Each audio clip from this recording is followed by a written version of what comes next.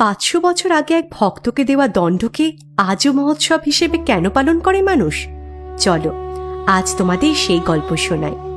তিনি ছিলেন রঘুনাথ দাস, বাংলার এক অত্যন্ত ধনী জমিদার পরিবারের সন্তান।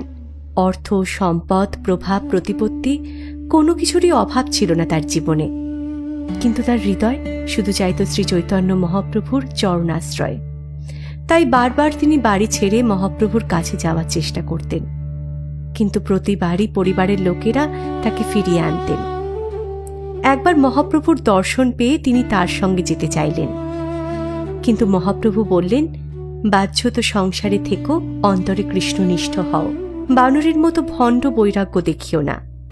প্রভুর আদেশে তিনি বাড়ি ফিরে এলেন। কিছুদিন পর খবর এলো নিত্যানন্দ মহাপ্রভু পানিহাটির গঙ্গার তীরে অবস্থান করছেন। খবর শুনে রঘুনাথ দাস সেখানে ছুটে গেলেন, কিন্তু নিজের অযোগ্যতার কথা ভেবে তিনি দূরে দাঁড়িয়ে রইলেন। নিত্যানন্দ প্রভু দূর থেকে তাকে দেখে হাসলেন, বললেন, চোরা, দূরে দূরে লুকিয়ে দেখছিস, আজ তোকে আমি দণ্ড দেব। আসলে রঘুদান দাস নিত্যানন্দ প্রভুর কৃপা ছাড়াই মহাপ্রভুর কৃপা লাভ করতে চেয়েছিলেন, তাই স্নেহভরে প্রভু তাকে চোরা বলে সম্বোধন করেছিলেন। ভক্তরা তাকে প্রভুর সামনে নিয়ে এলেন।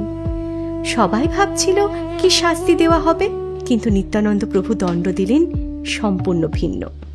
তিনি বললেন, তোর দণ্ড সকল ভক্তকে দধিচিরা ভোজন করাবি। রঘুনাথ দাস আনন্দে আত্মহারা হয়ে গেলেন। সঙ্গে সঙ্গে বাজার থেকে প্রচুর চিড়া, দই, দুধ, ক্ষীর, কলা, চিনি ও নানা রকম উপকরণ সংগ্রহ করা হলো। বড় বড় মাটির হাঁড়িতে তৈরি হলো দই চিড়া ও দুধ চিড়া। খবর ছড়িয়ে পড়তেই হাজার হাজার মানুষ সেখানে সমবেত হলো। এত ভিড় হয়েছিল যে অনেকে গঙ্গার ঘাটে, এমনকি গঙ্গার জলে দাঁড়িয়েও প্রসাদ গ্রহণ করতে লাগলেন।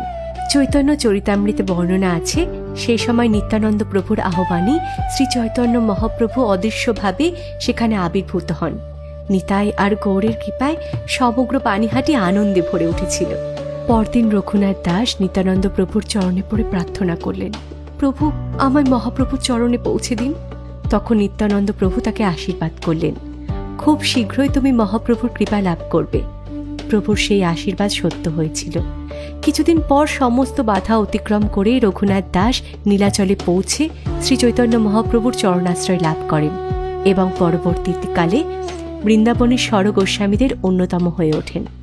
আজও জ্যৈষ্ঠ মাসের শুক্লাপক্ষের ত্রয়োদশী তিথিতে পানিহাটি দধিচিরা মহোৎসব পালন করা হয়। আর এই লীলা আমাদের শেখায়, নিতাইয়ের কৃপা ছাড়া গৌরাঙ্গকে পাওয়া যায় না। জয় নিতাই, জয় গৌর।